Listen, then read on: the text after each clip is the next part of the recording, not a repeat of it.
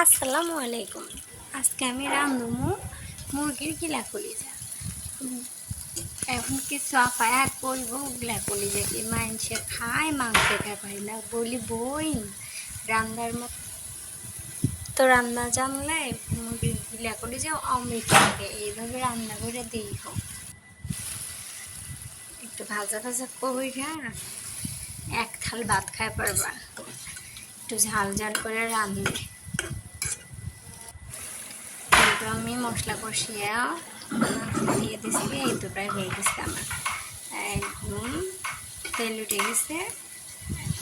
এই যে দিয়ে 2 প্লেট ভাত খাওয়ান যায়, তো মুড়িও খাওয়ান যায়, বুঝছো নি বোনেরা?